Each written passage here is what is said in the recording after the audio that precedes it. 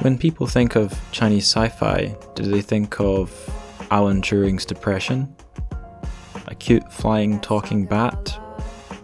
Night journeys? Wistful, forgotten childhood summers? Well, if they don't, then they should, because our guest for this episode is Xia Jia, and we're talking about her upcoming crowdfunded book, A Summer Beyond Your Reach.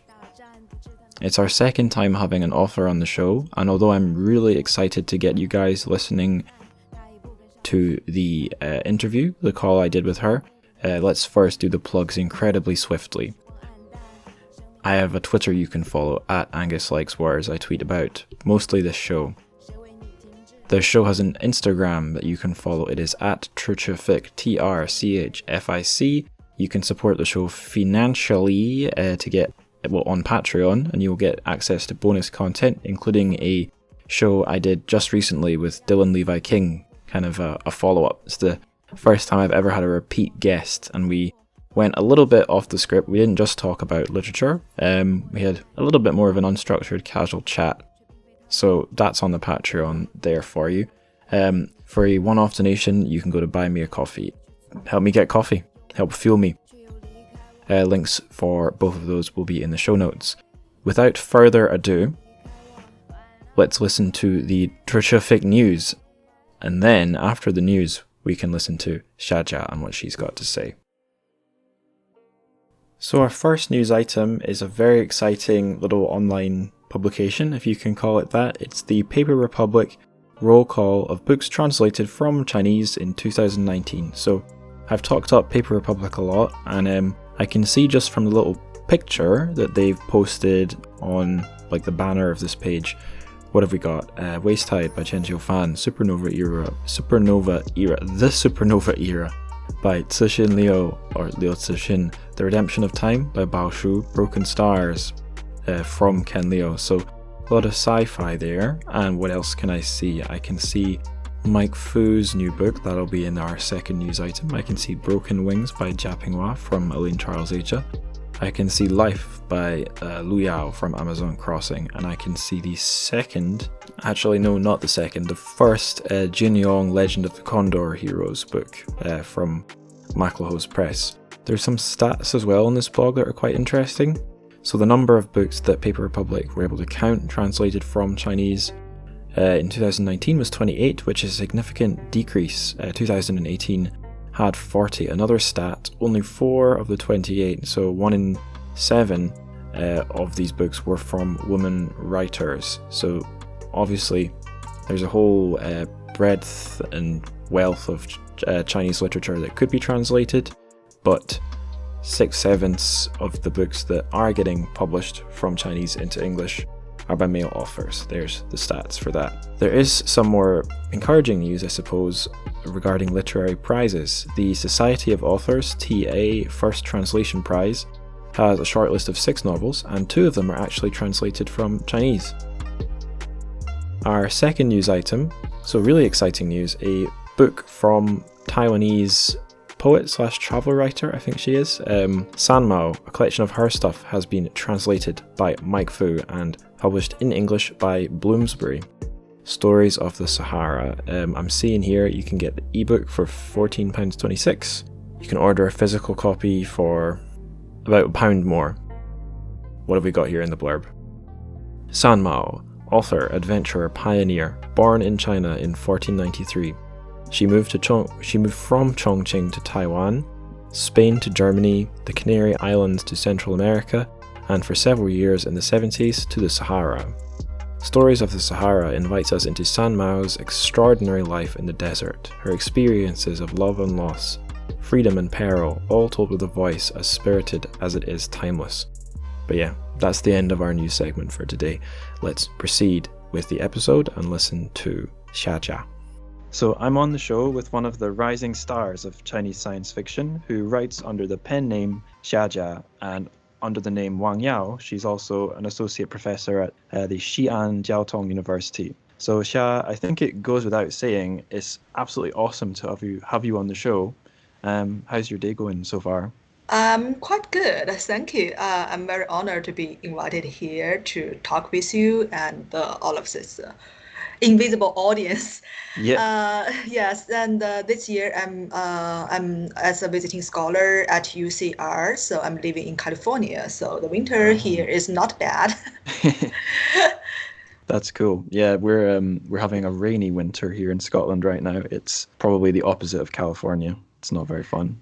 Right now it's rainy too, but generally speaking, it's like the weather here is more sunny than most of the places I've been. I can imagine. Mhm. So you've got something in common with a few of the past guests we've had on for not just the sci-fi season, but also the Chen Zijin episode. And that is that I met you at the Leeds Genre Fiction Symposium. Although in that setting, technically maybe I was talking to Wang Yao and not Xia Jia, and we don't have a Turing test to figure that one out. Aha. But anyway, how did you find that symposium, and then the rest of the trip you had in the UK, and then all your travels after? How's it all been? The symposium was really cool because the new Chinese writing study center, right, in Leeds University, Yeah. it's a very small but adorable academic community. So I was very happy to be there to talk about my own writing and Chinese science fiction in general, and have this opportunity to meet some new old friends and also make contact with some new friend there. Mm. And after that, but it was a little pity because of the full schedule of the symposium, so that I didn't have a lot of time for sightseeing in Mm. Leeds, because we heard that it's very lovely city. Yeah. But after that symposium, I and Stanley Chen, we went to Manchester for the Manchester Writers Festival, and we participated a public activity there. And after that, we have extra 2 days for sightseeing in Manchester. It was also a very lovely city because it's a good European city for walking. You can walk from place to place. Mm. And yeah, and I visited some very famous places like the library, the museum, and also I also visited the memorial park for Alan Turing there. It's Mm. a very little tiny park, but still lovely. Yeah. Just in Canal Street in the little gay village. It's a nice sweet Yes, spot. yes, yes. And Mm. also we visited at the Gay Street. Yeah. Not the same day, but the night after, before I Oh, visited the Memorial Park. that's Because a good spot. it was a crazy night. We just made use of that night, and I and Emily Jing, my one of our lovely translator, and also Mm. Stanley Chen, we went to visit a very famous park close to our hotel, and we Mm. met two lovely old men, and we have a lovely talk, and Mm. then they invited us some like a whiskey, and we Oh, and then they invited us to go to the gay street to for some like the for some that's like awesome. the interesting experience there. Yeah. Right. So Mhm. I should just say, as I mentioned in the Waste Tide episode, Stanley Chen and Chen Fan, Yes. that's the same person. So that was yourself and Chen Fan in the Manchester Canal Street having whiskey. That's an interesting tale. And we and the Chen Fan and I we also watched the Joker in Manchester. Amazing. Um, Yes. and we should say as well, if Emily Jin, if you're listening, hello to you. She got in touch with the show. It's fantastic that again. So there's yourself and Chiu Fan, a couple of the rising stars of Chinese sci-fi, but then Emily Jin herself, along with Ken Liu, I guess she's one of the a big name makes it sound a bit maybe celebrity-ish, but when I was doing my studies of Chinese sci-fi and now as a reader, that's a translator name that pops up again and again, and it's nice when you talk to the real person that you see on these pages, whether it's online by text or by a call. It's a cool thing. But I think I'm talking a bit too much. Let's go to the next question. So just like it was on the Waste Tide episode, the guest on the show is also the author. So we're doing one of your books, Xia. We're going to talk about A Summer Beyond Your Reach, which is it's not published yet, is it? Quite soon. Quite soon, and it's a very interesting sort of publishing like the route this book has taken to getting produced is an interesting one. So I wonder if you could tell us that story. Yeah, because the things began from like my cooperation with Neil Clark.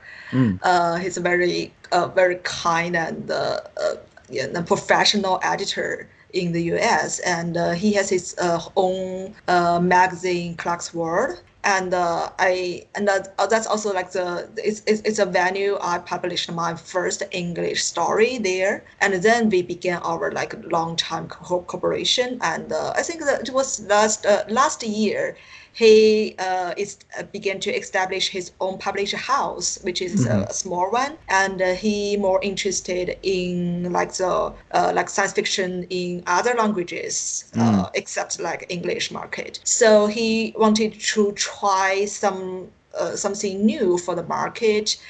So he talked with me about like the opportunity for publishing my first English collection, short story collection. mm, Because like this kind of collection is not that attractive to the big publisher. So he thought that it can be a good thing to like to try if this kind of like publication would work. So he chose like to establish his progress as a Kickstarter campaign. hmm And this campaign started in the beginning of this year, and and it was very well organized, which impressed me a lot because mm, it was my first time to really participate this kind of Kickstarter campaign, hmm and we soon got collected enough money to pay for mainly like the translation fee and also like the copyrights of my story. Yeah. So yeah, so all of this project is like so we talked about, for example, how to choose the stories, which story to choose, and also we discussed about like the title Mm, for this collection, because there was like a novella included in this collection. Its name is A Time Beyond Your Reach. it's a It's a very like good a title. Yes, and so we want to choose like the similar one, like very poetic title. So we choose like A Summer Beyond Your Reach, because Mm, my pen name Xia Jia, the Chinese character Xia means summer, and mm. summer is also like my nickname. I guess that's like kind of like if you have an English name, it's Summer, right? Yes, yes. I want to ask you more about Summer later. I just want to say, so when I learned about this Kickstarter, it was when I was doing my research for my Chinese sci-fi master's dissertation, and a thing I noticed when I had a proper close read of the Kickstarter page was the date for when the Kickstarter started and the date for when the money goal was reached. I noticed it was really fast that the project hit the target and then hit like the bonus target. So obviously, Neil's found a lot of readers who are really interested in, I guess, not just Chinese sci-fi, but your stories. So it seems like it's a really great success story in Yes, Kickstarter yes. publishing. Yes, all of this Yeah, process just out of my expectation. It's right. like the magic. Oh, and also as you mentioned, like we very successfully got the money we need. So we also set up some like the bonus targets, and the third target would be another anthology Mm, entitled "New Voices in China." So that will be anthology special for some like the upcoming writers in China who never had any foreign language translation. mm, So this anthology can be maybe like a good starting point of like a stage for them to publish their first English story. hmm So that anthology I think would be upcoming very soon in the beginning of next year. Fantastic. Before I get on to asking you about your own stories, I just want to say my own piece of, I guess, praise or a comment about Clark's World. So again, what I found on my dissertation was if you're looking for English language sci-fi from China, translated stuff, it's from either Head of Zeus or Tor, depending on if you're in North America or the rest of the world. There's one book, a Wang Jingkan book from Amazon Crossing, and then everything else, it's Clark's World. And a lot of that stuff is really great for people who want to kind of try some Chinese sci-fi, because a lot of this, I think maybe all of the stories they're online just as web pages that you can read. A lot of your stories, Xia, are up there, but then other stories from the more famous Chinese sci-fi writers, and then people who have been first published through his website. But also, if people like, I guess, audiobooks, a lot of these stories have been recorded in audio form. And I think for podcast fans, there is even a Clark's World podcast. So not all the stories there are Chinese sci-fi, but they're all sci-fi. And yeah, it's just an amazing thing. I think the writers and the fans of Chinese sci-fi call Neil Clark Angel. Is that right? Yes, yes. We called him like a 天使 angel.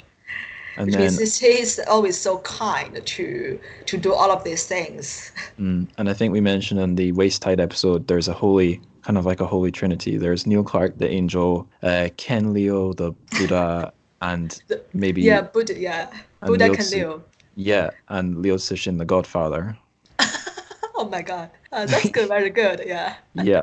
I'm going to try and make that a thing. Anyway, let's move on to questions about your stories. So this is my first time doing a podcast episode where the book is an entire collection of short stories. So I'm going to try something a bit experimental. Since it's sci-fi, I think experiments and sci-fi are a good pair. So what I've done is, for all of the stories, out of all the stories that are going to be in A Summer Far Beyond Your Reach, is it A Summer Far Beyond Your Reach or just A Summer Beyond? A Summer Beyond, yeah. Oh, I put the word far in there. That's my mistake. Anyway. You can repeat it again. Yeah. I'll leave the mistake in. I think it's a charming mistake. Okay. Yeah. So there's some stories from this collection which you can already read either in print, like Tong Tong Summer, that's in Invisible Planets, or several of them are readable on the Clark's World website. So I've read those ones, and for each one, I've just prepared one question, although I might have some follow-up questions sneakily. But before I ask the question, I'll just ask you, Xia, to introduce kind of like really briefly the idea or the plot of the story. So shall we give this a try? Yeah, let us try. Okay. Let me try my best. Yeah, give it our best shot. Okay, so the first one is the psychology game. So what's this one about? So the psychology game is it's about like a story happening in near future, and it depicts like a reality TV show. And in this TV show, you can see one patient and one therapist. They're having conversation. So it looks like a psychological therapy, but the point of the story is that all of the audience, they have to guess whether the therapist on the other end of the hidden behind the screen is like a real human being or an intelligible or artificial intelligence software or like the chatbot. So the whole story is discussed about like this reality TV show. Yeah. Mm-hmm. Cool. So my question I have for this one, it's a kind of a question on a theme, but I can introduce it by saying, when I did the previous episode technically this would be 2 episodes ago, when I was doing the Fei Dao story, I sent the link to my girlfriend and she read it. And when it came time to do this episode with you and I was preparing, I was reading some of the Clark's World pages. So I thought I'd introduce my girlfriend to these stories by saying they're about the Turing test. And she said, what's the Turing test? And I said, don't worry, this story will literally teach you what the Turing test is. And I thought that was interesting because your other story that's not in this collection, Goodnight Melancholy, I think it also kind of teaches you what the Turing test is. And you've got another story, one written in English, called Let's Have a Talk, which has a similar idea. So maybe I can briefly introduce the Turing test. It's a conversation-based test where you're testing if an AI is really an AI, and it passes if the human member of the conversation doesn't know the difference between, can't tell if the other member is an AI or robot or not, then it passes the Turing test. So you've got there's kind of this communication, conversation, Turing test theme in these stories, and 2 of them, I think, Goodnight Melancholy and this one, the psychology game, they can actually teach the reader in an instructive way what the Turing test is. And this reminded me of your essay that introduces is one of the introductory essays in Invisible Planets, because it mentions what makes Chinese science fiction Chinese. Yes, exactly. Thank you. Because it taught me a lot of stuff about the history of Chinese sci-fi, the early I think, some of the early Qing dynasty stuff, and then the kind of middle period where I guess it would be in the Mao era, just after the revolution, where Chinese sci-fi was similar to Soviet Union, like Soviet-style sci-fi, which was often used to, I guess one of its uses was to teach scientific concepts. So to ask a really open question, were you partly using these stories to kind of explain a concept from science, or was that not really your purpose? Yeah. Because one thing is that this story, the psychology game, actually it used to be like a byproduct of Goodnight Melancholy. Right. So when I was writing the story, the basic idea is about like the depression of human being and the chatbot. And because it was inspired by some like the news reports about like how some of the official people, they are trying to use this chatbot to create some like conversation to help the people who suffer from depression. Mm-hmm. So I have this idea to write a story about like this kind of idea. And the Goodnight Melancholy, it was combined with like two storylines. One is like a non-fiction style. And another one is like a fiction style. So the non-fiction style is about like the some like documentary elements on Aaron Turing, what he experienced in the very last years in his life.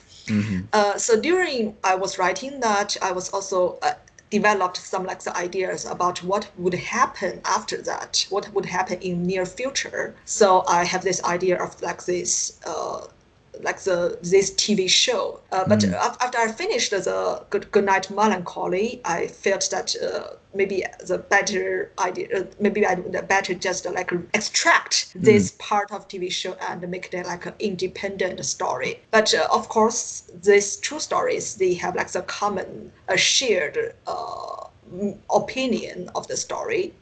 So as for your question, I think it's not my main purpose to to give people like lectures, Right.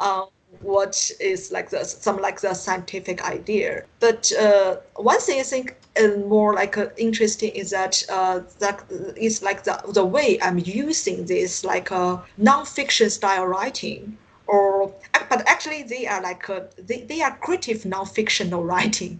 Yes. Because the materials, they are not real, but like I fabric this kind of thing and pretend that this kind of thing have already happened, or that would happen in the future as a real like a social event. So by using this kind of writing style, I feel like I can combine more different kind of discussions into my writing. So for like the fictional style, fictional storyline, I can more focus on the like emotional or like the story arc or character arcs of the main character, what happened to this main character and what he have learned from this kind of thing. So it's more focused on like the, how to say, it's like the creative writing or literary elements in the story. Right. But on this like non-fictional narrative, which can give me more open space to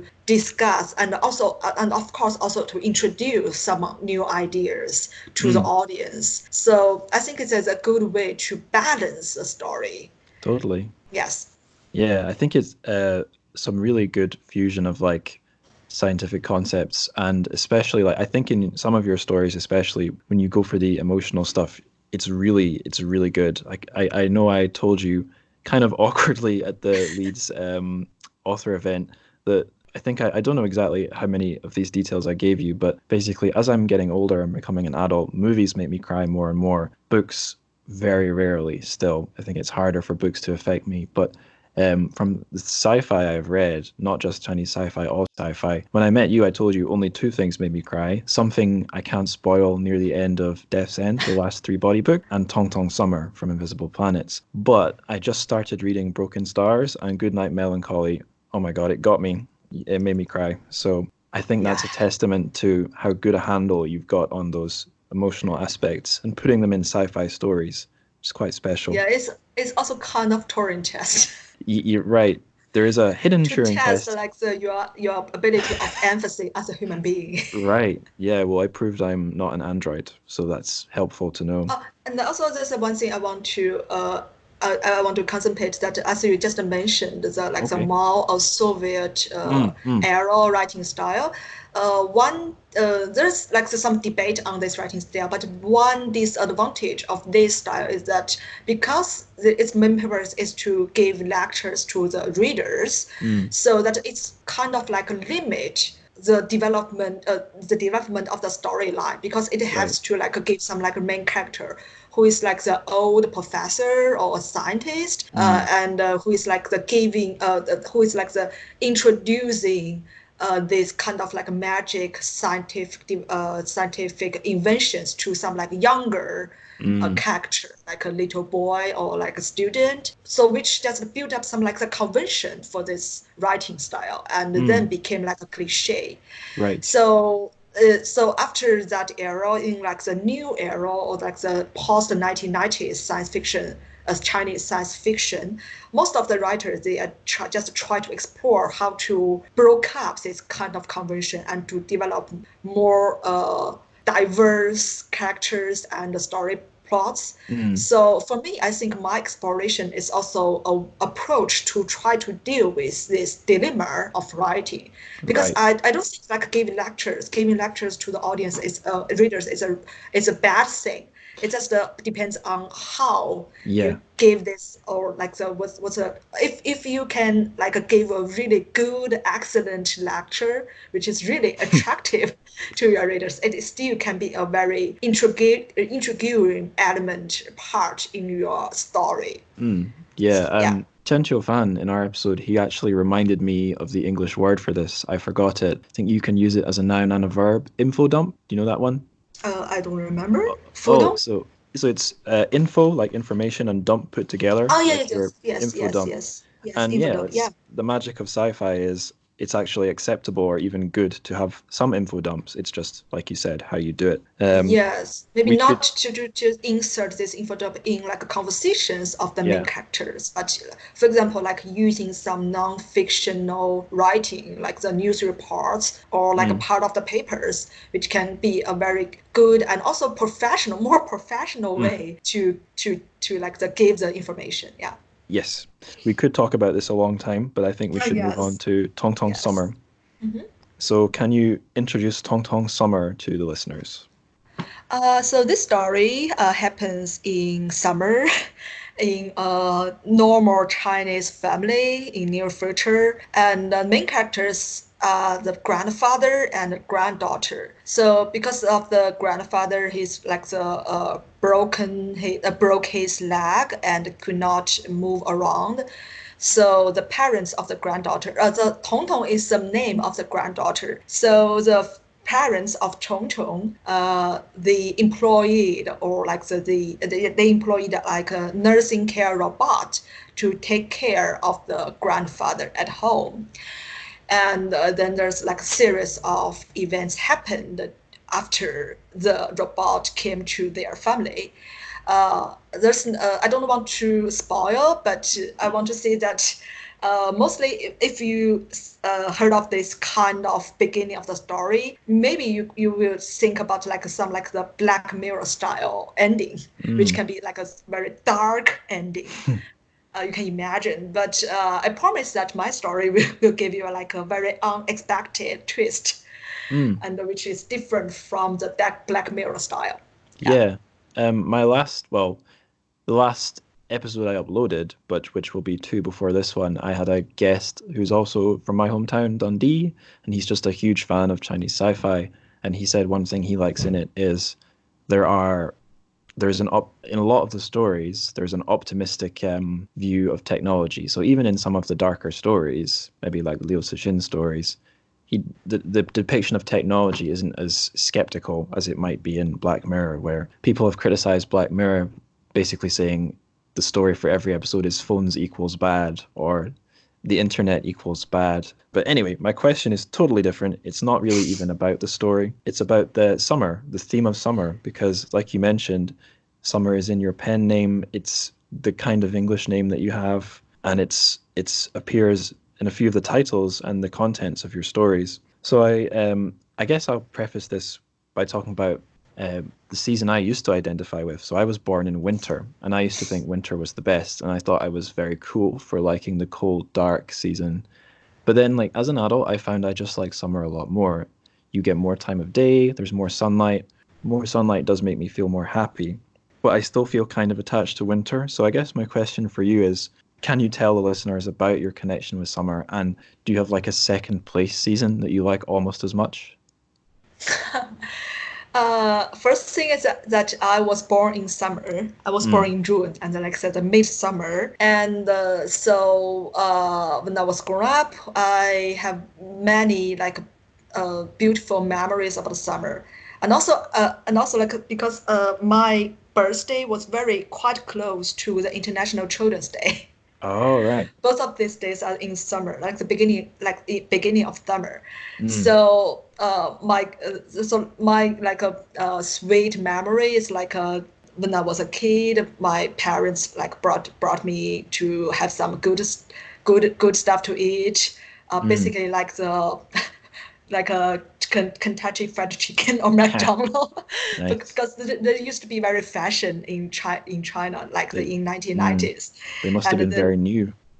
yes, and very crowded. A lot of Right. like the kids were brought by their parents to celebrate the Children's Day, and they brought me some like the presents, mostly like the books or science fiction books or like or popular science books for me as a birthday present. So also I have many important things happened in China for me, like the graduation and like the departure of my important relatives. Like my grandfather, he's also passed away in summer. Right. So the total summer is basically based on my real experience with my grandfather, and I tried my best to use my grandfather as a prototype for the main character and build up this character as a very ordinary old people, but still very like a strong and stubborn hero, science fiction hero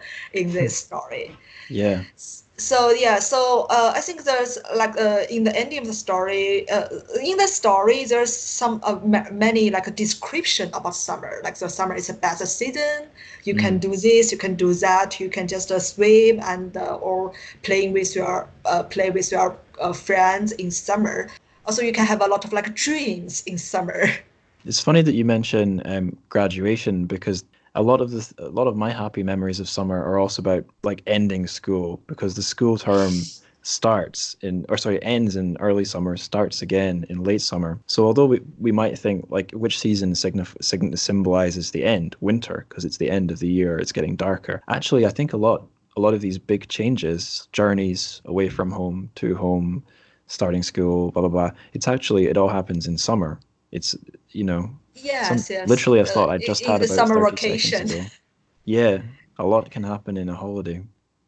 Yes, so as you mentioned, that many important things happen in China. So in summer, for me, I think summer is like a season full of stories, full of hopes, and maybe sometimes like sadness, bittersweet experiences. So at the end of my story, I mentioned that there's like Yeah. still plenty of time in summer. Summer never ends because True. summer is like it's a time for you to explore more.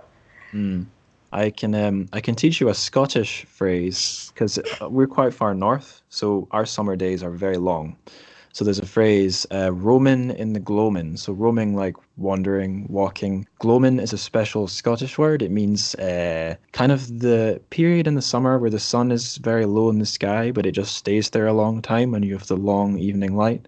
And it's kind of associated with those feelings of the day never ends, da da da da da. I have another quote as well related to summer and winter that means a lot to me. It's from Albert Camus. So this is translated English as well, but it's from French. I just want to read this on the show because I love it so much. So it goes like this.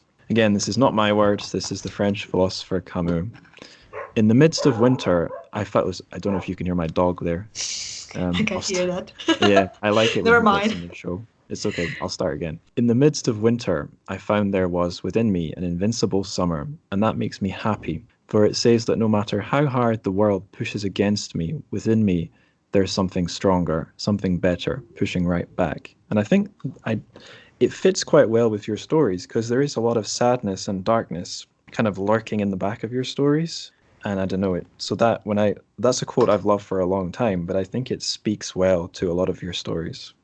Yeah, thank you. I love this Mm. this poetry. Yes, the summer inside you, the Mm. summer beyond reach, but still inside you. There you go. Perfect note to end talking about Tong Tong Summer. Let's go to the next Yes. one.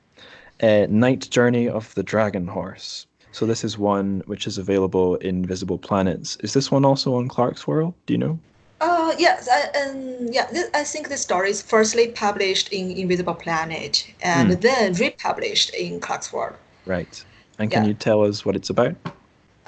The story is more like a fantasy story. Mm. The main character is a mechanical dragon horse, and he had been fallen in sleep for many years, and he woke up again after the distinction of human being in Beijing. So when he woke up, he just witnessed like the waste of the world, and then he tried to walk back to his hometown, which is Nantes, right? Nantes in France. Right. The hometown of Jules Verne. And during his during his journey, he met a bat, and they have a very lovely long conversation during the journey. So this is basically the story. The bat's quite a cute character from what I remember. Yeah. Mm. So my question here, it's another kind of not really about the story, more about the themes. So I'll start by asking like a pre-question. Did you ever watch or hear about a TV show called Firefly, an American sci-fi show? No, not yet. Right. So it's directed by Joss Whedon, and it's like set in the future where humankind are in space or whatever. And although there are no Chinese characters, the cast occasionally use like a Mandarin phrase, and I think the idea is he's got an understanding that in the future there's going to be probably a lot of Chinese culture is going to enter the global culture or whatever. And Yes. so I think it's interesting for me because I think it's true. I think there's probably going to be a lot more mixture of cultures in the future, and I think China is probably going to play a big part. So it's always interesting to me when I read a future story where, especially just maybe because of my own interests, Western and Chinese culture have fused in some way. And I think that really applies to this dragon horse because it's a kind of a France/Europe China co-creation. So Yes. was that what you were kind of going for in this story? Yes, yes.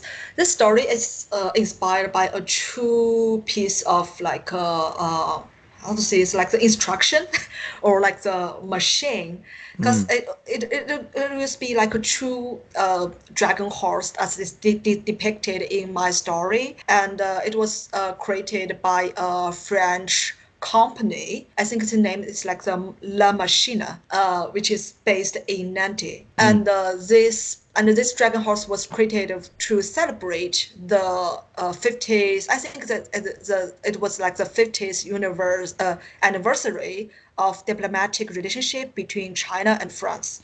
right. So it was in 2014, and that dragon horse was transported into China in Beijing and to for like the exhibition for like for several days. And I haven't watched that performance personally. I just Mm, watched some like videos online, but right.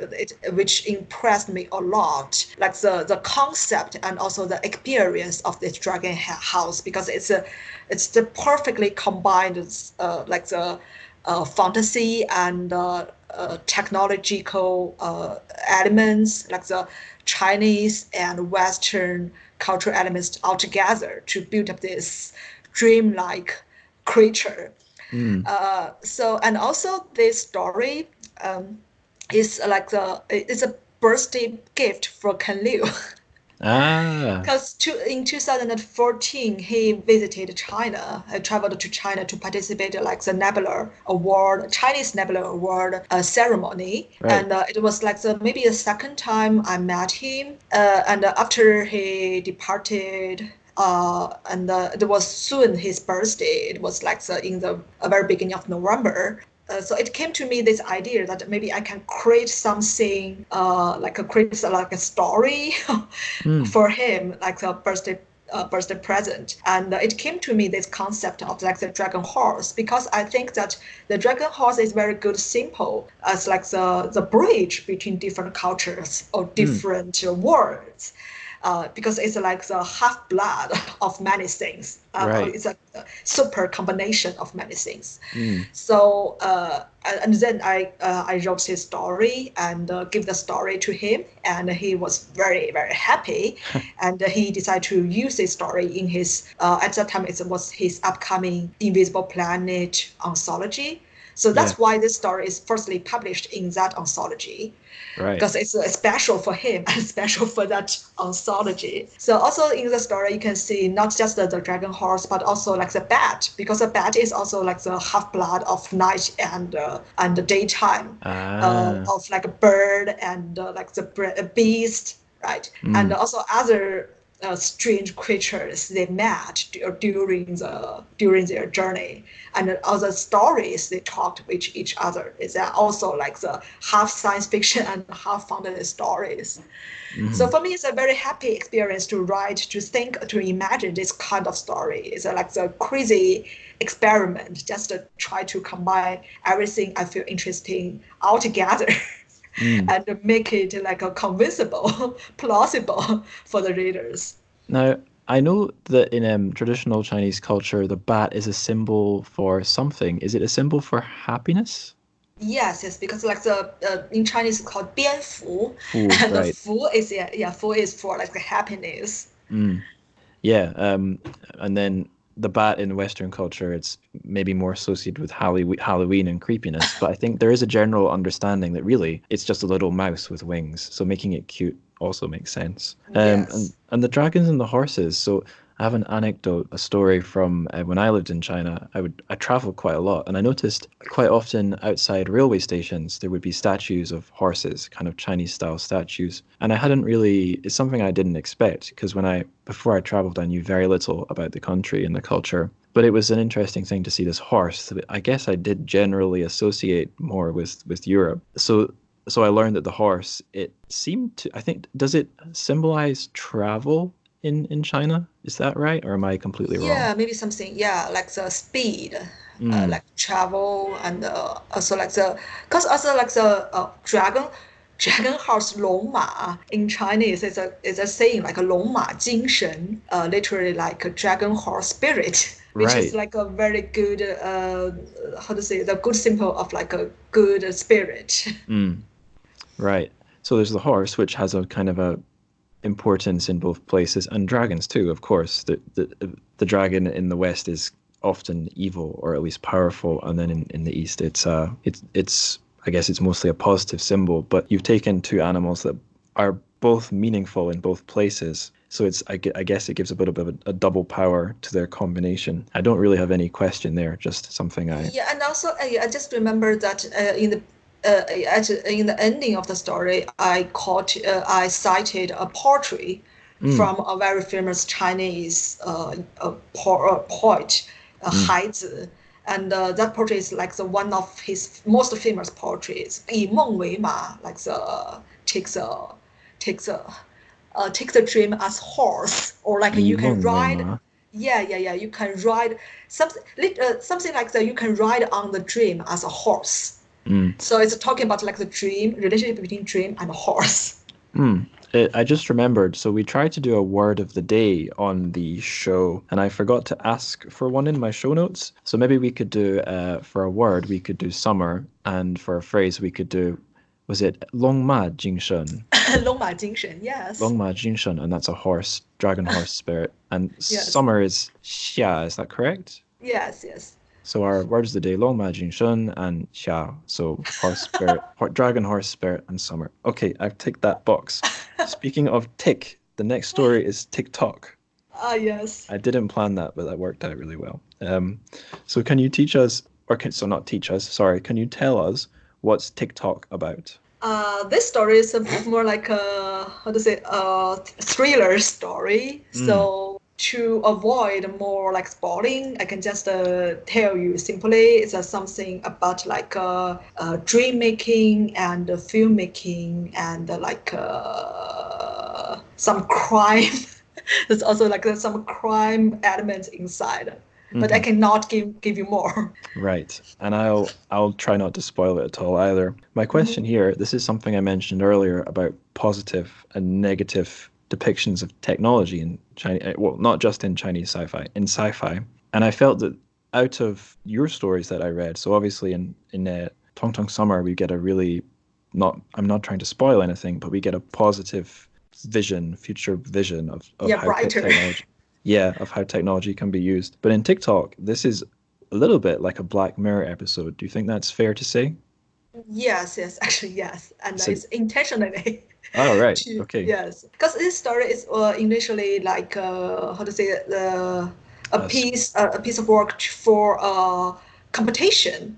Right. It was in 2015. There was like the competition held by a group of Chinese science fiction association. So it's called like a comet science fiction competition. So the Mm. basic idea is like the every issue, the editor gave like a title for the competitors. And the competitors is they are from like a different culture, different languages. So Oh. there be like there was like also Chinese and English speaker writers to participate in this competition, and each author need to submit one story based on the like this prompt, and then the editor would hire some translators to translate each stories into other language, like the English into Chinese and the Chinese into English, and then we'll publish the bilingual stories online for readers to like to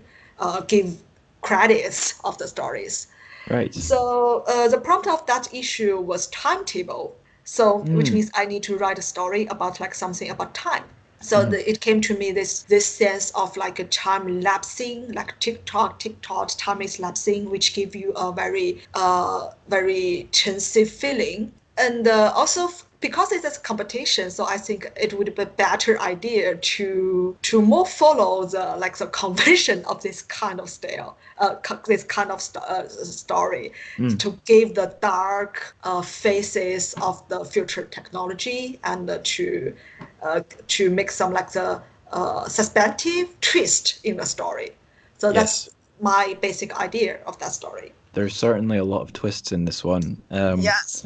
So I have kind of a follow-up question here, which is it's only really describing the start of the story, where we have some kind of a mysterious character who keeps taking on lots of different roles by changing costume and stuff. So this is going to touch on French culture or France again, because we mentioned the dragon horse, which is from the French town of Nantes.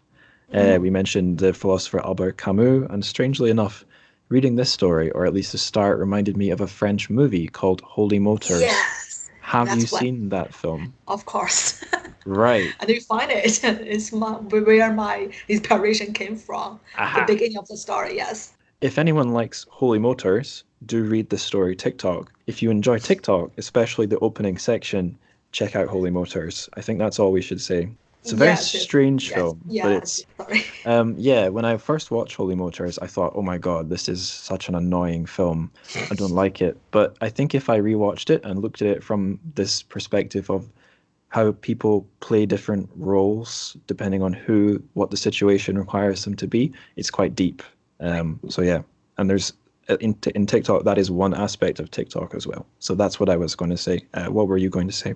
Yeah, and I think the very important point from the Holy Motor is it depicts like the how this filmmaking or dream making work or industry became our basic the basic power to push our everyday life. So our everyday life is already became more and more dreamlike or film-like. True. Yeah. Yes. It's a funny thing. I remember when I did some film studies modules in university, and these academic writers would say the film makes you feel like you are the hero, lets you live in a fantasy. And I thought, no, I'm not like that.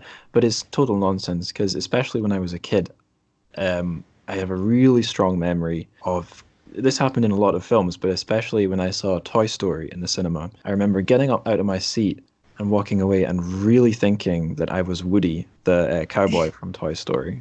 So it's amazing the power that culture, I guess, not just movies, video games, advertisements, the internet. Yeah, all of this visional culture, this Yeah. visional culture, industrial products.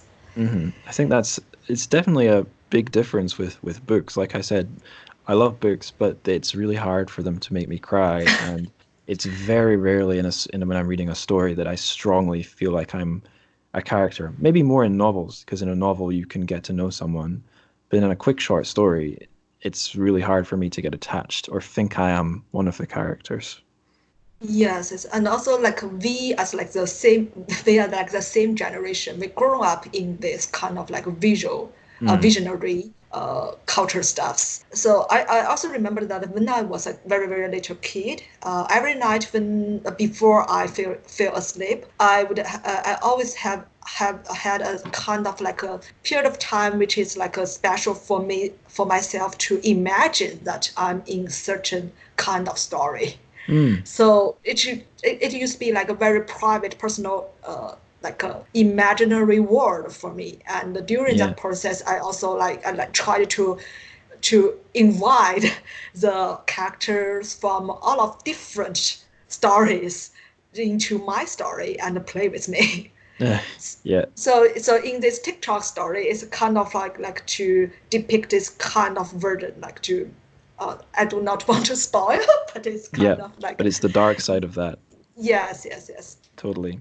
Okay, let's go to the next story. This is the last one, and maybe my favorite one. 6 views of a spring festival. Maybe a hard one to summarize. So just in any way you like, can you tell us what this story is about? Oh, yes, that story I think was written during one spring festival in 2013. And when I was when I was at home to celebrate the spring festival with my parents and all my old friends and relatives, I noticed that the Are you technology. coming? Are the police coming? Not coming, that's just passing by my Okay, apartment. good. Not police, but the ambulance. Yeah, All right. just forgot that part. So I just noticed that how Chinese people's ordinary life had been rapidly changed by all of this, like the new technologies, like the WeChat Pay, or just this kind of things. So, and also this story is partly influenced by the Black Mirror. Yeah. Because it's more depicted like the near future vision, and more like the subtle changes of the ordinary people. So I began to write these kind of stories. I finished that's it. After all, I finished the 6 short stories happened in one spring festival in near future China, and depict the different visions of Chinese people's lives in this spring festival. So the original Chinese title for the story is 2044年春节旧事. Literally old stories happened in a spring festival in 2044. So there used to be very exact the time, the point of time in the title. But when the story was translated into English, my translator, Ken Liu, he suggested that maybe we should not use this 2044 in the title to give the readers a very exact prediction of that what will happen in the future. So I think that's a very reasonable suggestion. Yeah. So I just removed this year, this number of year from the title. Now that makes me think. I've avoided talking about hard and soft sci-fi because I think you've talked about that in lots of other places, and it's Yes. got a special relationship to your stories. But it seems like to me, taking the number and the specific details out the name and going for that more literary title kind of frames the story as a little bit more soft than hard. But do you think the same, or am I imagining things? Uh, I think some the year is a more some a convention of science fiction writing. When you give the how to say the introduction of the background of a story, you Mm, should give a very specific time of year, how to say the 2019 Los Angeles, right? That's the beginning of the Blade Runner. But as also speaking of a soft and hard writing, I think the point is that because for me in recent years I became more and more into depicting the subtle feelings of people during mm, the transformation of technology, not just only to introduce how this technology works, what's their the scientific rules of of their function, but also try to depict how all of these new technologies were invested and to be made into some the products, and how the commercials they use these products, and how they feedback their feeling of this kind of products. So this may be more like the soft version of the science fiction writing. But this part really matters hmm. because if we think about future, we should not just think about how some very powerful and professional scientists or entrepreneurs they make use of this kind of technologies from a higher to lower point of view, but we also need to think about from a lower point of view, from the ordinary people's point of view, to Hmm. think about how their everyday lives changed, and how they can maybe do something to change the usage of these technologies. So that is what I want to try to explore in the Spring Festival stories. So I Yeah.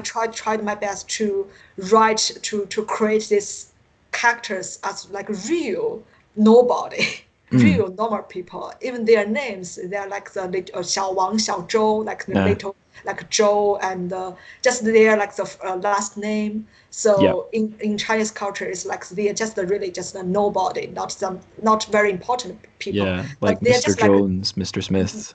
yes, or grandma Wang, or old Wang, and Yeah. yeah, so they are just like the ordinary people, your own friends and relatives all Mm. around you. But if you really care about their livings and their feelings,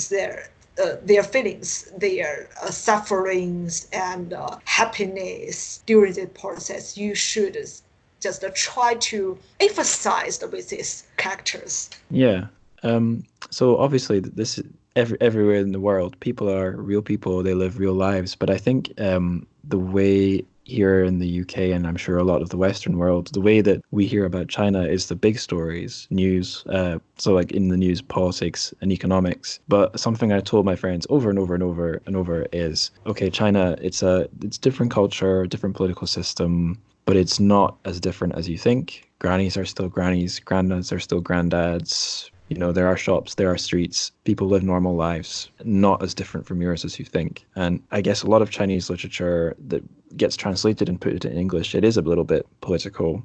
Or the other sci-fi we get, like Three Body, those are characters in those stories, but they're living amazing lives. So it's cool that we have sci-fi about the Xiao Wangs and the Xiao Zhous and the the normal people. It's cool. But anyway, I want to ask you another thematic question about this story, because I could talk forever about this. It's about, I guess, going back to the life and like the existential stuff, the darkness behind the summer. There is quite a lot of death and despair in some of these stories of yours I've read. And there's often some thoughts about what life means and how life is valuable. Were you going for that in your 6 Views of a Spring Festival, as well as the trying to give a snapshot of the what is the Lao Bai Xing, the ordinary people's lives? Yeah, generally speaking, I think that, yeah, really in my stories, because I just realized that there are some darker aspects hidden in my story with like out of my self-consciousness. 'Cause, for example, I had a lot of story talking about like the journey during the dark night. Right. Like I just noticed that they have like 3 stories entitled with like the 夜行, the night journey. So the first one is right. journey, night journey of the dragon horse, and 龙马夜行. The second is like the 百鬼夜行街, the 100 Ghost Pirate Night. So it's right. also like the travel or like the walking during dark night. And the third one is if in the winter's night a traveler, so which is borrowed from Carvino's story, but when it translated into Chinese, it's like 寒冬夜行人. Yexing. So that's something we won't see just looking at the English titles, but in the original Chinese, it's Yexing is there 3 times. Yes. So which made me think about what this 夜行, this night journey, means. So actually, this is kind of like the ambiguous field for like all the ghosts to talk with living people. Right. So for me, I think the ghost is not that just it's.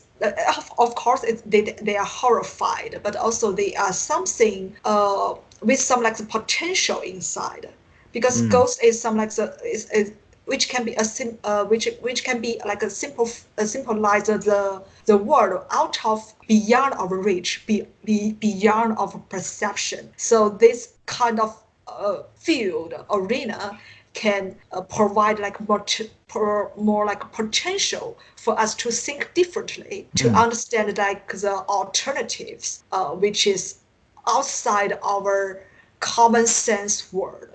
Right. That's interesting.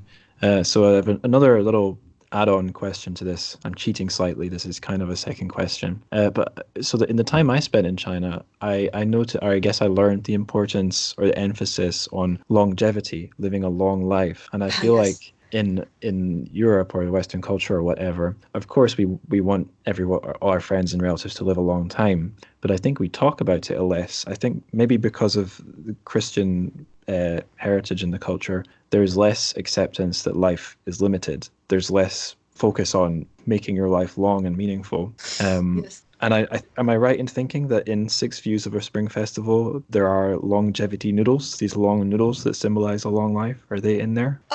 I think I could not remember, because there's like one story about like a newborn baby.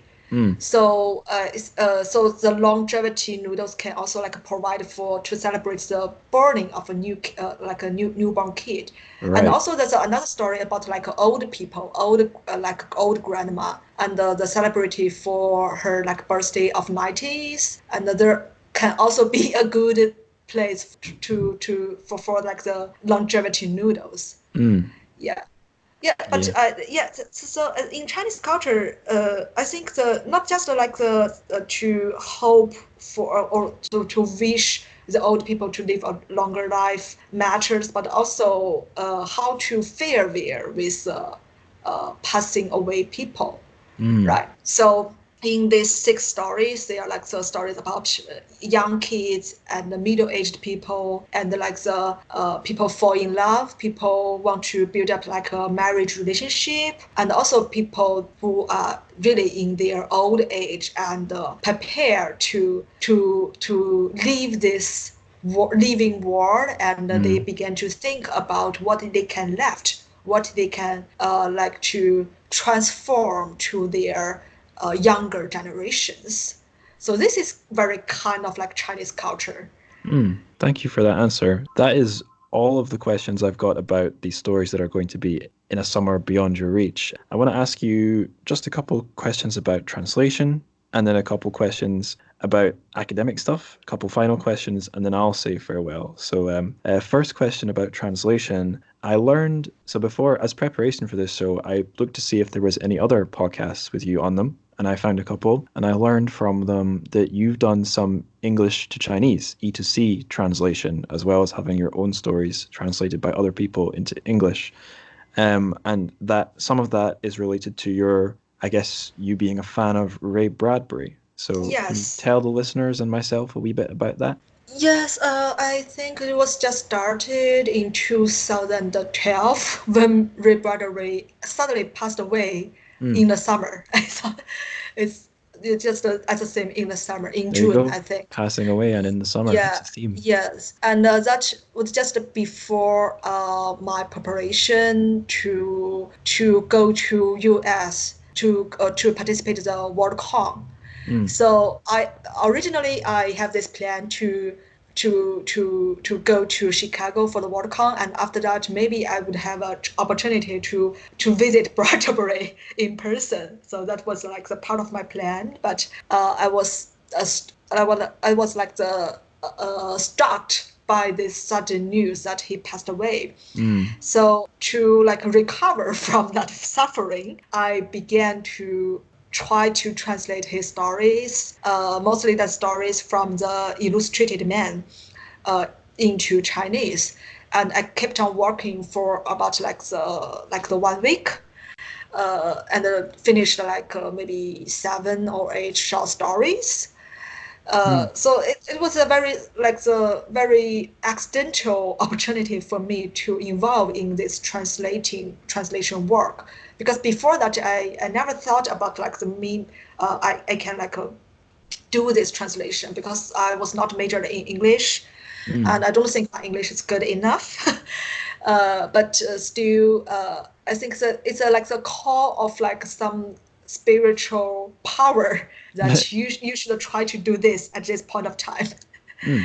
And I think that it's a good way, because I always think that our life as a human being is kind of like actually like a story. There might be some very unexpected twist happen in certain points of your Mhm. story, and you could not expect it them.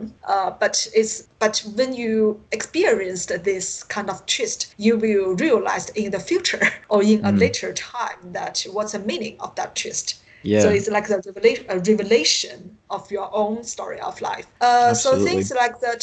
After I finished this, like the 7 or 8 stories, I had to stop and prepare for my visa application to go to US. So I appointed like the interview at the embassy, at the consulate, and the staff at the consulate, he asked me why are you going to the US? So I answered that because I want to participate like the WorldCon. And he asked, so are you a science fiction writer? I said, yes. And he said, so who is your favorite science fiction writer? So my answer is Ray Bradbury. And he said, could you give me some like the names of his stories? I said, of course. So I said a series of the like the titles, and he said, oh, cool, have a nice day. So we end up this conversation, and I got a visa. Well, it's a fun test to pass anyway. Yes, yes, yes. Mm. So after that, I also translated some of Ken Liu's stories. Ah, So cool. more like the how to say like the recuperate, right? Mm. Recuperate translation, because to thanks for his translation of my stories. Mm. So it's just the main part of my translation. I have another question about the Ray Bradbury translations. Actually, a question in two parts. First part is, were those the first ever Chinese versions of those stories? That's first part. And the second part is, did you share them anywhere or are they just for yourself? So for Bradbury, he had a lot of stories previously translated into Chinese and published in different venues. Mm. But when I started to translate Illustrated Man, there was no Chinese version for that Right. collection. So I just feel just like the randomly picked that book and start to translate. So some of the stories I translated already have some Chinese translation, but I think it doesn't matter for me. It's because I just want to do this work. And after that, I think some of the stories that after I finish this part of work, I send the stories to the editor of Science Fiction World, and then some of the stories have been published in Science Fiction World. Oh, fantastic! Yeah. But I haven't finished the translation of the whole book because later there's like an editor told me that this collection had like the Taiwanese version. So I think so I just think, oh, maybe I should stop here and just keep the rest of the stories to myself. Yeah, fair enough. So yeah, anybody who's listening and can read Chinese and is a fan of Xia Jia, I guess you can go look for Science Fiction World and find those Ray Bradbury versions. That's really cool. Another question about translation. So it's about another one about Emily Jin and also Carmen Yilin Yan. So in this sci-fi season of several episodes, I've talked about Ken Liu quite a lot. And I asked Stanley Chen Xiufan about working with him. And I could have asked you the same question, but I thought it would be more interesting and a better thing to do to ask about how it was working with Emily Jin and Carmen Yilin Yan. Yes. Because I met Emily Jin several times in US and both in China, so we are like the close friends. But I never met the Carmen Yilin before, and so I think the process of cooperation is basically just the same. Like we after they finish the translation, they send me the first version, and then I read the translation and added some like the notes or comments to discuss about their strategies, or sometimes maybe there's some like the misunderstanding or they neglected something, so I can give some suggestion to add it into the final version. And also because I think Emily Jin is a kind of like student of Ken Liu. Right. So I remember that there's one story haven't published in English, but will be included in A Summer Beyond Your Reach. It's called On Miluo River, Miluo Jiangshan, which is a very complicated story talking about I would not introduce more about this story. Okay. But the thing is that there are many both traditional Chinese implications and some the elements in real life in Chinese science fiction community, both included in that story. So when I read the English translation, I noticed that Ken Liu already read that version and added a lot of not a lot, but a couple of notes inside, and then I can follow his notes and the suggestions to decide what I would do next. For example, Ken Liu suggested maybe I can add an author's note to briefly introduce the background of this story. Because this story involved with Qu Yuan, which is like an ancient Chinese poet and politics in China, and also involved with a contemporary Chinese science fiction writer whose name is Liu Wenyang. So the better idea is I give the writer's notes to introduce both the knowledge of these two persons, and to make it clear that why I decided to write this story and what I want my readers to get from my story, because that story was originally just written for Chinese science fiction fans. Right. But for English readers, I need to give more information to explain. Yeah. So this is the basic what we did during this process of translation. Just give each other suggestions and sometimes ask questions. Sometimes the translators, they ask me some questions about what do you mean and what do you want to say here or there. So I just explain more in my feedback. Cool. Yeah, I can say as a reader, it's always I don't know if every reader feels the same way, but I love it in translated stuff when there's a note from the author. I even love the footnotes. Maybe I'm nerdy, but I think it's great. And I also think it's good to not just get stuff that's been written for a Western perspective, but to get, I guess, reading the stuff that other people in other parts of the world read. But then obviously, if notes are necessary to explain certain elements, I see that as like bonus content. It's a good thing for me. Maybe other readers feel differently. We could talk about this a long time, but I want to fast forward and ask you a couple of questions about science fiction studies, since you're not just Xia Jia, you're also Wang Yao, the associate professor. Although I understand you're not a Chinese science fiction academic, you're just Chinese literature or writing teacher or academic, is that right? That's my doctor dissertation was on contemporary Chinese science fiction Yeah, since 1990s. So after my graduation, my main academic interest is still in this area, in right. this field. But because at Xi'an Jiao University, the place I worked, I teach, Mm, there's no science fiction courses or or science fiction studies institutions. So just me, I'm alone to do or doing this kind of like researches. And as a teacher at Jiao University, I mainly teach like practical writing, mm, which is nothing to do with science fiction or creative writing. mm. So when I was doing my own research for my master's dissertation, a few names of academics popped up. One was in the United States, Song Mingwei. I think he's a professor or an academic in the Chinese science fiction studies area. And the other name that popped up a fair bit, and I'm maybe saying this wrong, David Durway Wang, who I think is Yes. working. I think he's working in China. I do not remember which university. Harvard University.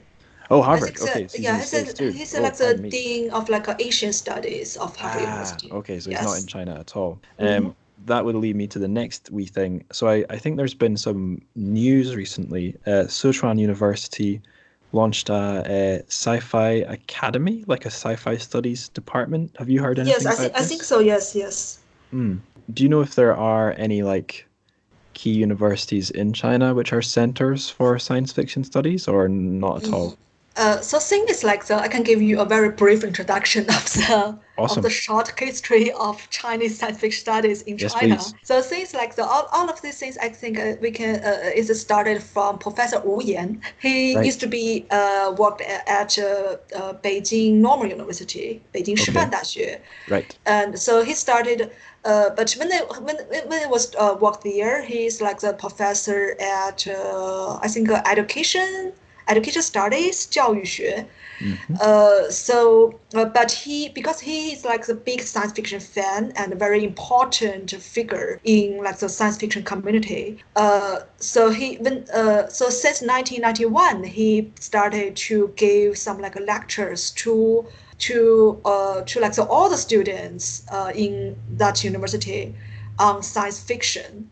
So that lectures became a very important opportunities for many young science fiction fans became to how to say to be attracted into this science fiction.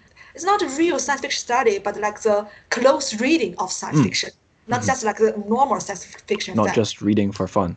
Yeah, because they like the sit into, but because many of them they are not students of Beijing Normal University, but they're just students or like even graduate students live in Beijing, but they went to the Professor Wu Yan's classes Mm. to to learn something about like the history or like the series of science fiction. Mm. And so these lectures continued about like maybe 20 years or even longer. So when I was in university, when I was in college, when I was studying in Peking University, I have this opportunity to went to there to make contact with like the Professor Wu Yan and his students and other students came to that classes. So I think since 2000 and maybe six, Professor William started to direct like the master students of science fiction studies.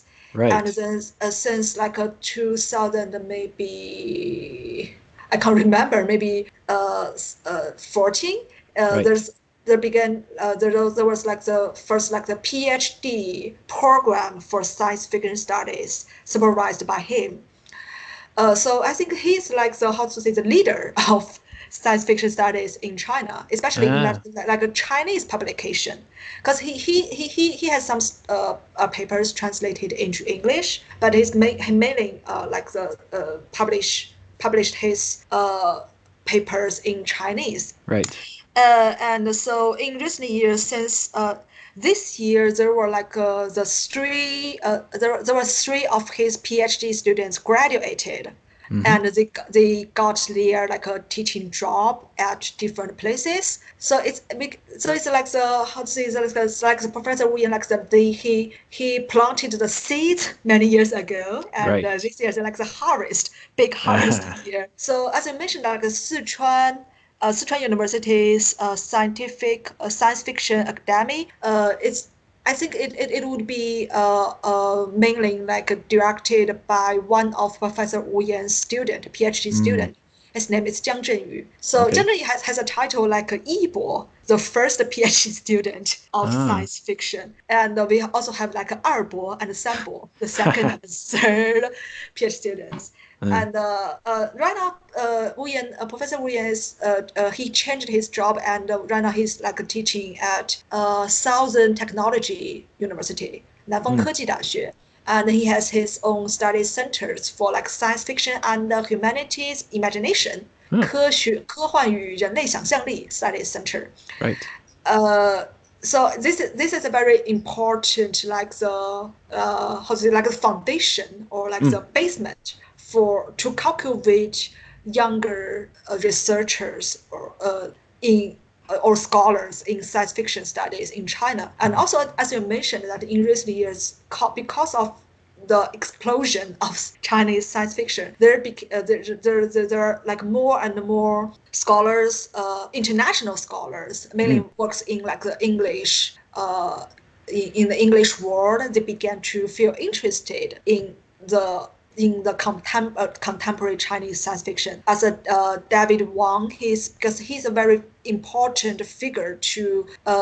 He was originally main focus on like the modern and contemporary Chinese literature in general. Right. So more like realistic stuff. Yes, in recent years he began to included the science fiction writing into his own academic interest, and he gave a series of like speeches on Chinese literature at different venues. But he intentionally chose like the title for his speech like the From Lu Xun to Liu Cixin. So it's like the very important like a change of point of view to check the history of Chinese science fiction and the history of Chinese literature. Yeah. So to combine like to start from Lu Xun and end up with Liu Cixin. So yeah, it makes sense in a lot of ways. Yes. So I guess I'm technically one of these students who got. I don't know if you can call a master's student a scholar, but I got interested in this. Oh, thank you so much.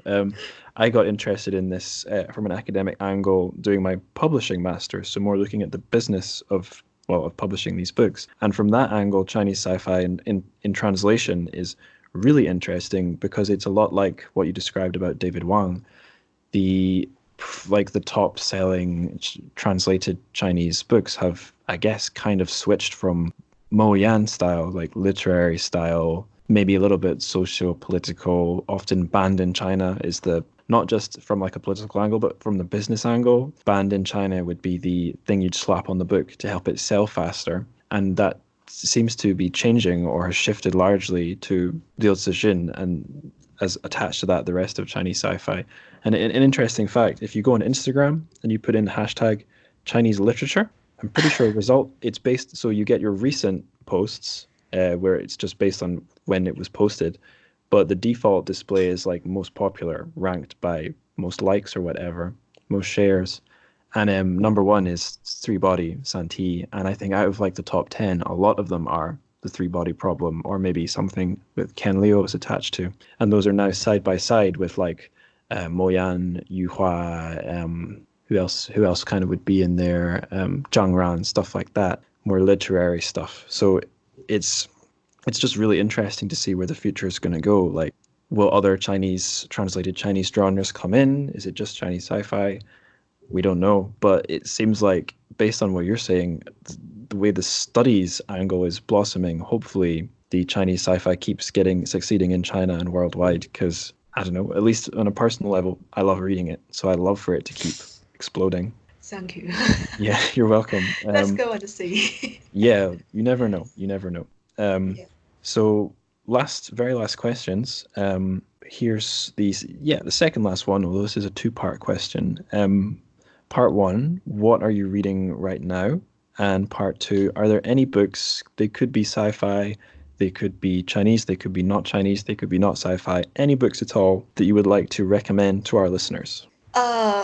Speaking of like what I'm reading, because this year, as my residency at UCR, so I sit in some of the lectures of science fiction. This semester, I sat in like 2 science fiction studies lectures, and a very unique, like the experience is like to get to know more science fiction stories, which used to be not that popular in China or haven't been introduced or translated into Chinese, especially like the people of color theme of science fiction, because which also made me realize that in the past, when Chinese people talk about like Western science fiction, this so-called Western is mainly focused in like the U.S., the American tradition.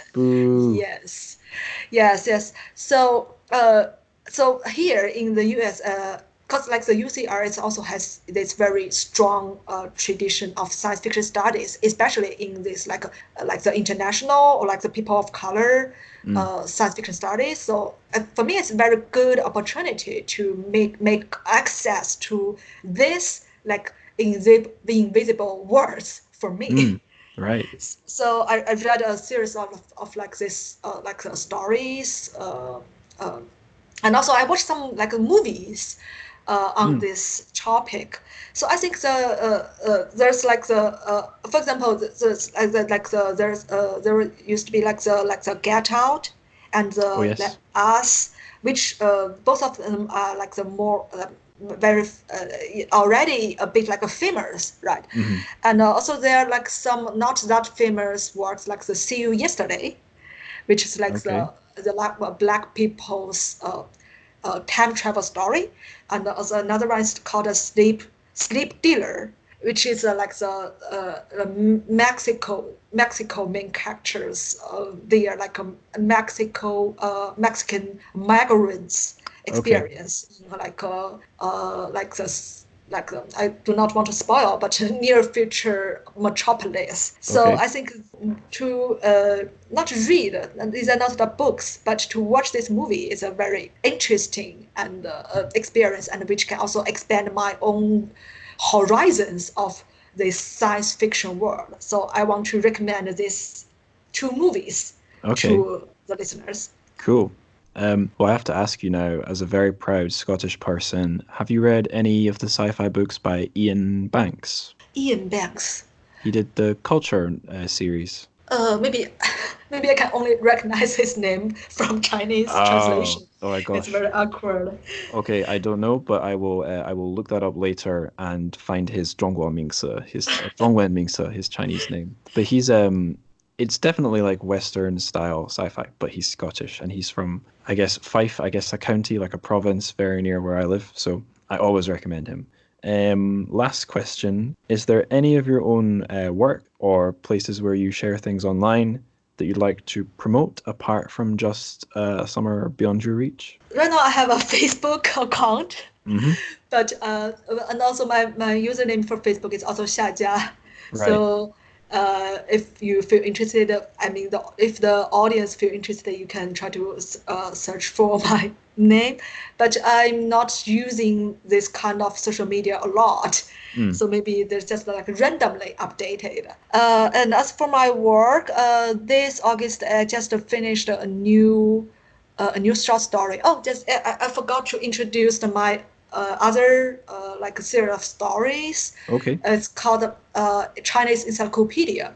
I remember that I introduced that during the Leeds University's symposium, right? Right. So that's like the pickup stories about near future China, and it's also like some like a Chinese version of the Black Mirror, but not that dark. Is so it a little bit basically similar to your six views of Spring Festival? Similar kind of. Yes. Feeling. Actually, I think the Spring Festival and also the Tonton Summer can be regarded some like the starting point of this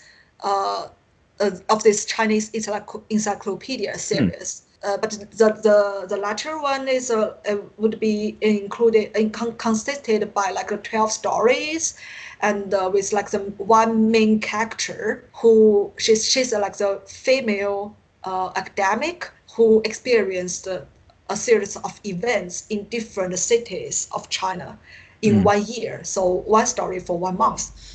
And I think that this August I just finished a new story for this series. Cool. And that story will be published in 12 Tomorrows, which is like an anthology edited by MIT Reviews.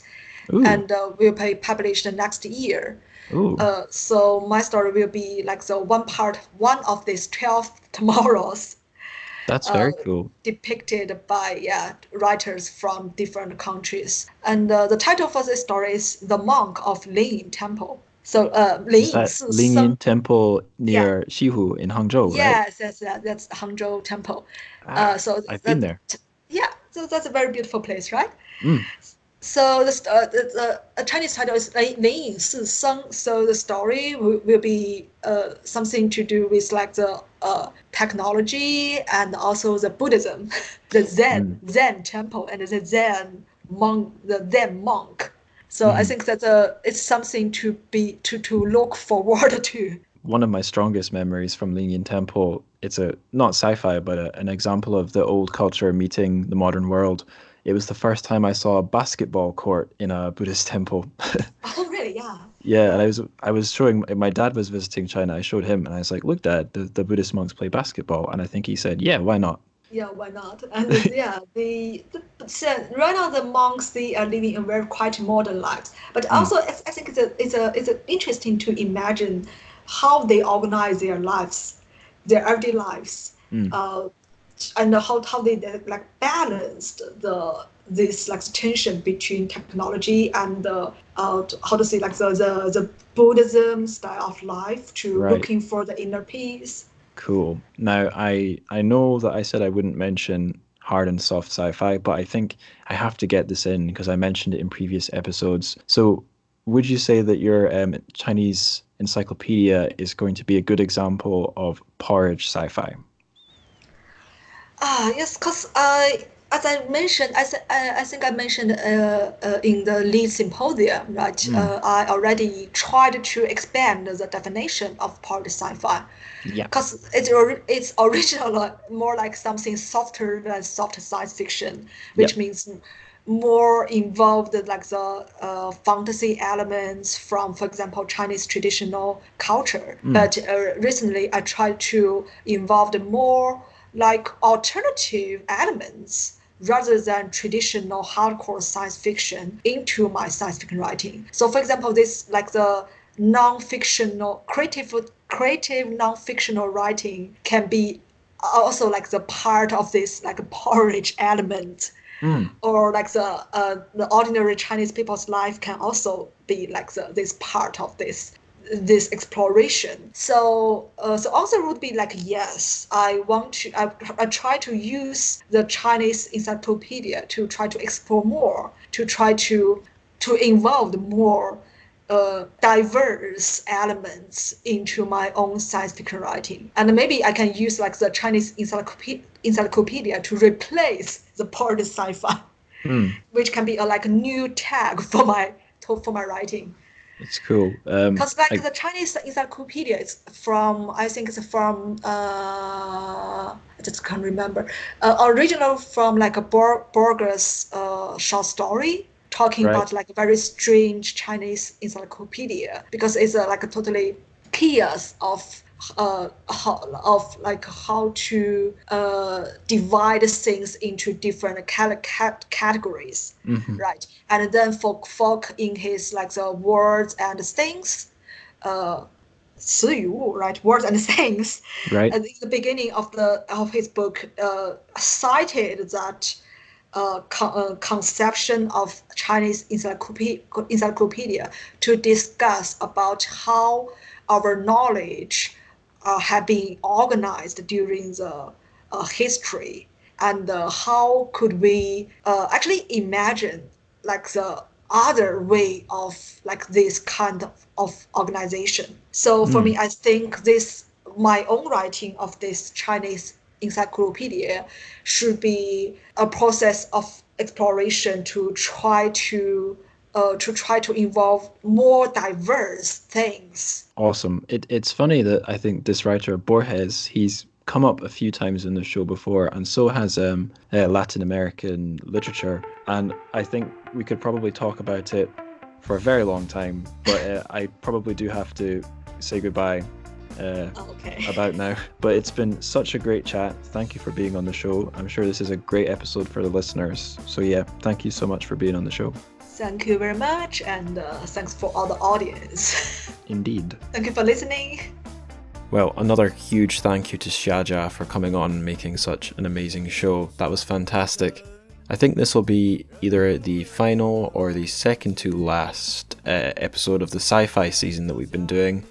If I do one more, it'll just be by myself. I don't think I'll do another sci-fi guest episode. I'd like to have a crack at doing one on my own. It's been a while.